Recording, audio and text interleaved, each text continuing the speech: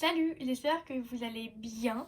Avant de commencer cette vidéo, d'abord je m'excuse pour mon absence super longue, mais j'ai vu que la chaîne a quand même bien fonctionné pendant mon absence, surtout grâce à la vidéo à Pieuvre Kawaii, et du coup je vous remercie beaucoup pour ceux qui viennent d'arriver et du coup les gentils commentaires que vous m'avez mis. Je vous remercie en vidéo et aussi je vous remercie quand vous m'écrivez un commentaire, et du coup ça fait vraiment beaucoup plaisir. Et du coup aujourd'hui on se retrouve pour un petit tuto. Ça fait très longtemps, donc excusez-moi si j'ai perdu un peu l'habitude. Vous voyez déjà que vous n'avez plus le même angle parce que j'ai enfin un trépied, une nouvelle caméra, et du coup voilà, faut que je me réhabitue un petit peu, mais je pense que ça ira très vite. Donc du coup je vous montre le matériel et puis on commence tout de suite. Et je vous dis aussi qu'est-ce qu'on fait. On va faire le gâteau d'Harry Potter, voilà, qui est très connu je pense.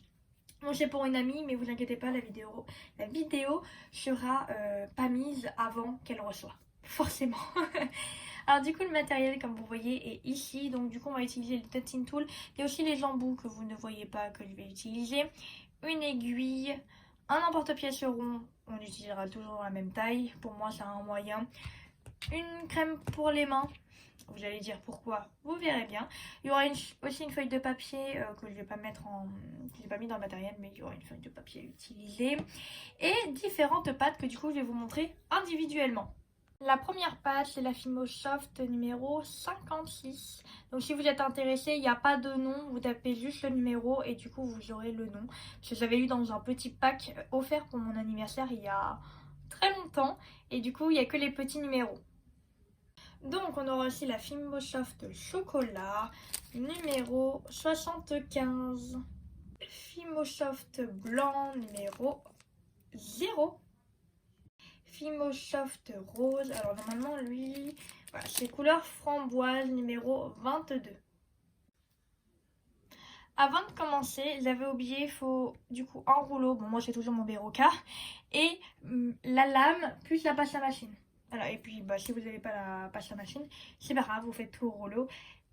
Ça ne changera pas trop le résultat. Donc du coup, pour le tuto, alors on aura besoin de la lame.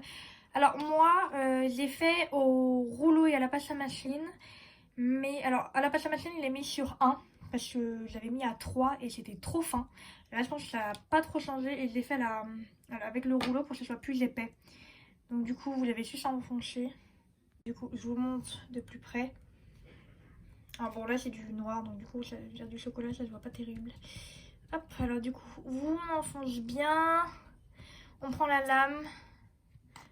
Et on vient découper. On va en faire deux. Hein. Deux comme ça. Voilà. Alors, le chocolat, c'est la partie la plus compliquée. Non, la pâte est trop dure, je trouve. Alors, du coup, on vient retirer avec la lame.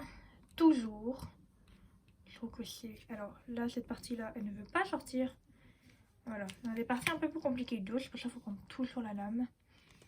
Alors, j'espère que c'est un peu plus épais. Voilà. Comme ça. C'est légèrement plus épais de ce que j'ai fait tout à l'heure. Et c'est mieux. Voilà. Alors, je vais reprendre l'autre côté parce qu'il est un peu abîmé. Puis on se retrouve pour la partie framboise. Alors, pendant que je prépare, c'est très rare que je fasse ça. Mais du coup, j'ai envie de vous parler à propos du coup, de la chaîne. Faut savoir, je vais continuer, hein, ça n'y a pas de problème. Mais j'ai créé une page Instagram dédiée qu'à la Fimo. Alors, il n'y a pas beaucoup de publications, hein, on va pas se mentir. Mais je suis très contente, mais vraiment très contente d'avoir cette page. Enfin bon, avant elle était publiée sur ma page privée. Elle n'est pas vraiment privée, hein, c'était une page publique, mais là où je mettais des photos de mes amis, etc. Et en fait, au final, alors je vous conseille aussi, hein, un petit aparté, si vous faites de la Fimo, ayez des lingettes à côté de vous. Vraiment, c'est la base.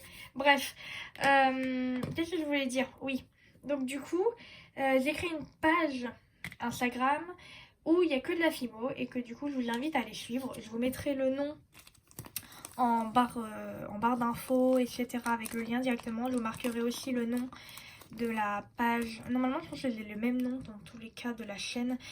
Mais du coup, il n'y a pas beaucoup de publications, mais il y a pas mal de publications que je n'ai pas postées sur YouTube. Voilà, donc c'est des petits inédits. Et c'est pas mal si vous venez me suivre, parce que du coup, on pourra faire des sondages, parce que je kiffe faire des sondages. Et du coup, on pourra... vous pourrez voter pour les prochaines vidéos. Voilà, si on est nombreux, ça serait cool. Voilà, n'hésitez pas à aller la suivre, parce qu'on est déjà nombreux sur YouTube, donc on pourra ensuite s'entraider. Et si vous n'avez pas Instagram, déjà sur Instagram vous pouvez aussi me parler en privé, ça y a pas de problème, je répondrai, voilà, ça y a pas de souci sur ça. Donc voilà, et aussi si du coup vous n'avez pas Instagram, bah c'est pas grave, vous pouvez toujours me proposer des thèmes dans les commentaires, ça y a pas de souci pour ça. Dans tous les cas je suis là pour les deux comptes entre guillemets, donc il n'y a pas de souci. Voilà, si vous n'avez pas Instagram, n'hésitez pas à aller dans les commentaires et à proposer des petits thèmes, et puis peut-être que du coup ceux qui sont en commentaire, je mettrai les thèmes sur le sondage, et ceux qui sont Instagram du coup pourront aller voter. Voilà, c'est cool comme ça, je trouve que c'est une bonne idée de faire ça. Moi comme ça c'est pas que ma chaîne, il n'y a pas que moi qui décide. J'aime bien avoir des gens qui me disent oh j'aimerais trop voir ça ou quoi, et ça me fait plaisir, parce que du coup ça...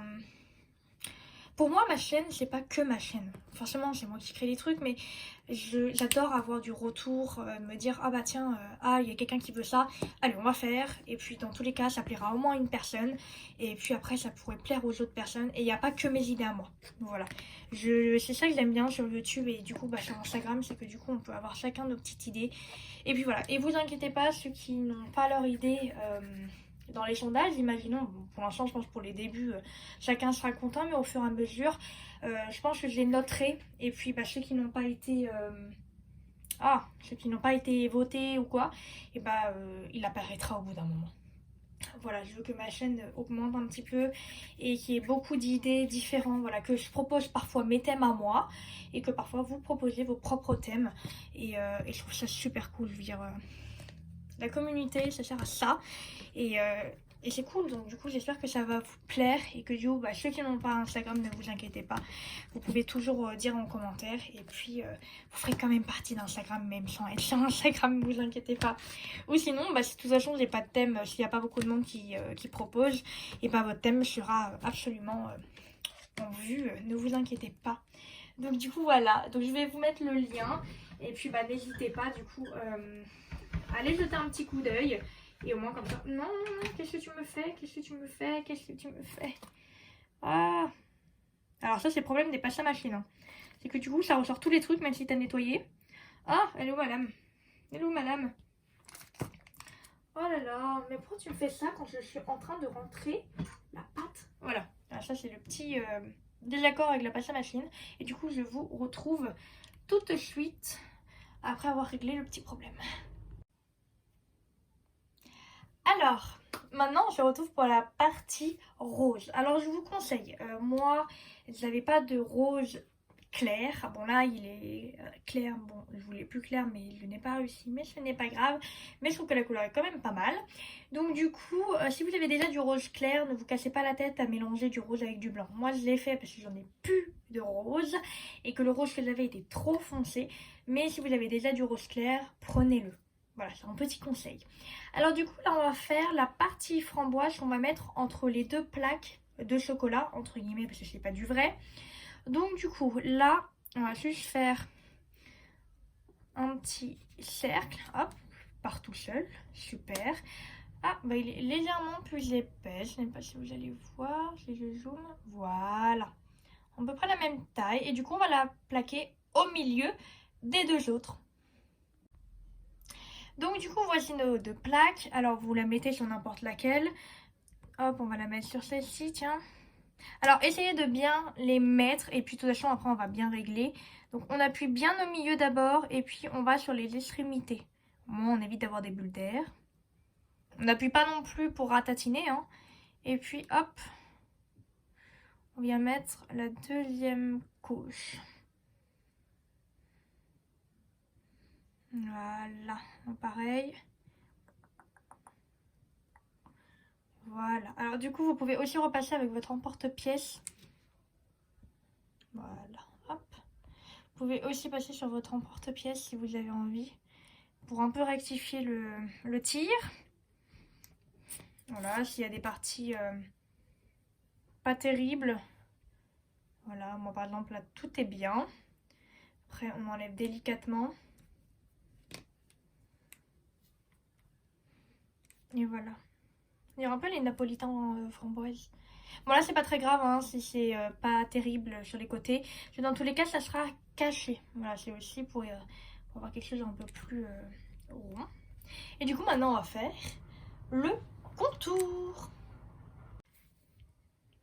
Alors du coup je vous montre avant. Là du coup j'ai déjà coupé une partie mais c'était comme ça de l'autre côté. Voilà. Donc je vous montre pour pas que vous vous dites pourquoi elle a coupé les bords. Voilà, donc du coup, en fait, bon là, hop, ça part tout seul. Mais en soi, j'ai coupé pour éviter d'avoir cette partie qui est pas terrible et avoir quand même un côté lisse. Donc après avoir fait ça, alors en fait, vous voyez tout. On vient recouper. Bon là, ça la va vite, hein, vous cassez pas la tête. Hein, c'est vraiment les rebords pas terribles qu'on n'a pas trop envie de voir.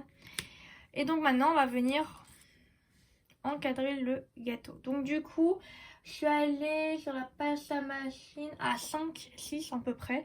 Après bien sûr ça dépend de vous et de votre machine. Alors du coup je me suis dit je vais peut-être faire encore un emporte-pièce et puis après je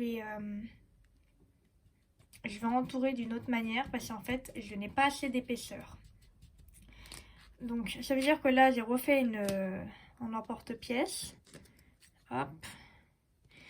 Vous enlevez la partie, vous la mettez en haut du gâteau.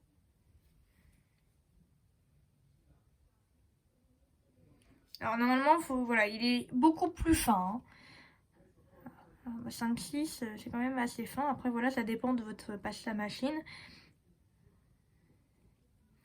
Donc voilà, vous venez bien rabattre un peu les bords sans trop appuyer parce que c'est pas le but d'avoir un gâteau écrasé. Et du coup, après on va venir faire une bande à l'aide de cette bande. Ça veut dire que vous pouvez prendre cette pâte.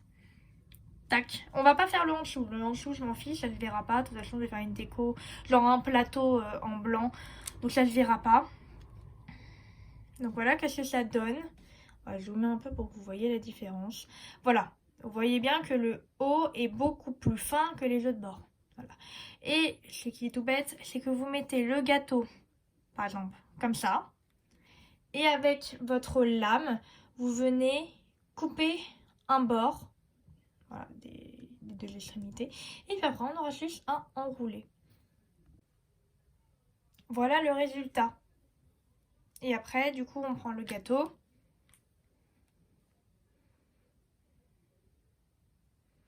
On vient placer les bords. Alors, je vais zoomer pour que vous voyez bien. Donc, c'est pas grave si on voit les bords. Hein, dans tous les cas, ça va être effacé. Donc, on essaye d'appliquer bien comme ça. Voilà, vous voyez bien. Voilà, on zoome un petit peu pour que vous voyez. Et vous faites ça tout autour. Alors, après, on va bien calculer. Voilà, nickel. Donc là, bon, c'est pas terrible, hein. Mais avec les petits Dancing Tools, etc., et bah, du coup, on va aplatir et effacer les marques. Ça prend un peu plus de temps. Si vous n'avez pas d'outils, c'est pas grave, vous faites avec les doigts, hein, ça ne vous inquiétez pas. Et voilà, donc c'est un tuto assez simple, hein, entre guillemets. Là, si vous n'avez pas le matériel qu'il faut, c'est pas grave. Franchement, c'est pas très grave. Après, si vous avez le reste de pâte qui part en dessous, bon, moi, je vais faire une déco, un genre de plateau, donc c'est pas très grave. Mais en soi, ça ne dérange pas. Je veux dire, moi, personnellement, le hanchou, c'est pas très grave. Mais après, si vous voulez faire le hanchou, vous faites, hein, vous faites une autre plaque comme ça, vous mettez en dessous. Mais moi, personnellement, ça ne se verra pas. Mais bon, vous faites comme vous voulez.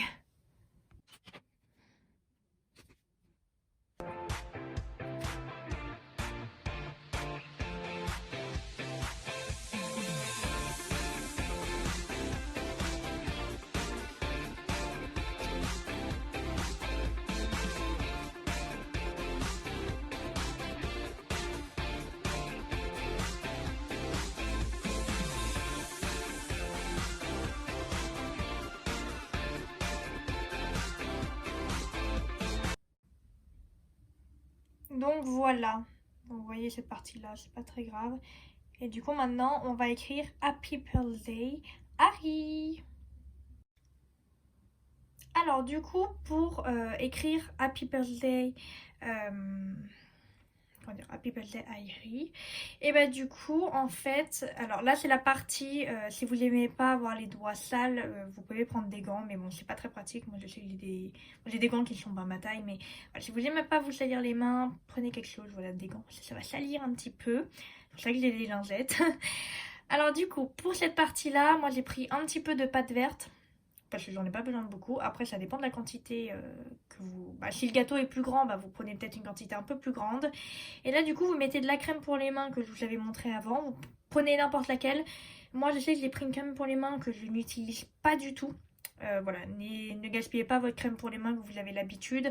Je pense que ça marche aussi avec une crème de corps. Moi, voilà, j'ai pris sincèrement une crème que j'aime pas. Voilà, au moins comme ça, il n'y a pas de gaspillage. Je sais que c'est pour la fimo et voilà. Donc du coup, en fait, comme vous l'avez vu au début avant que je vous parle, j'ai mis une petite noisette de crème et après vous mélangez avec vos doigts.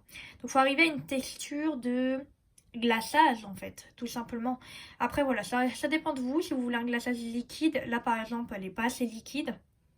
Alors, je vais essayer de faire un zoom avec un des doigts. Voilà. Donc là, par exemple, elle n'est pas du tout liquide, hein, vous voyez, c'est pâteux. Donc, on va reprendre un petit peu. C'est pour ça aussi que j'ai pris mon aiguille pour écrire. Donc du coup, on va en rajouter.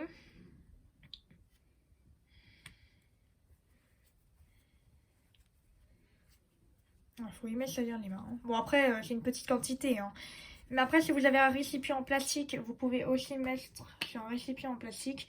Moi, j'en ai pas. Donc du coup, c'est pour ça que j'ai pris une petite feuille que j'utilise pas beaucoup. Et voilà. Et du coup, vous repartez pour ça. Jusqu'à quand vous trouvez la texture que vous voulez. Moi, je veux quand même quelque chose de liquide parce que bah, c'est un glaçage. Hein, on va pas mentir.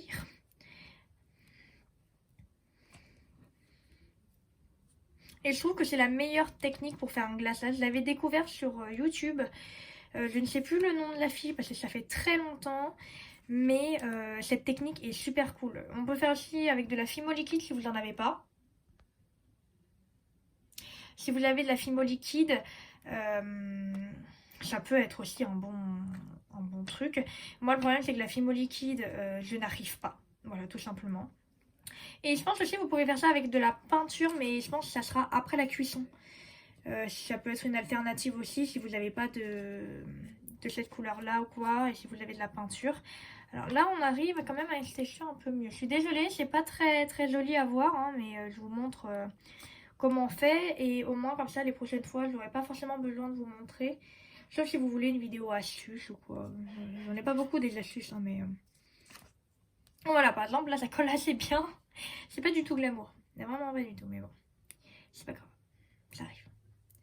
Moi, je trouve que là, c'est assez bien. Je vais peut-être en rajouter un petit peu. Et puis, bah, je vous reprends quand j'aurai la bonne texture. Et j'écrirai, du coup, sur le gâteau Happy Birthday Harry.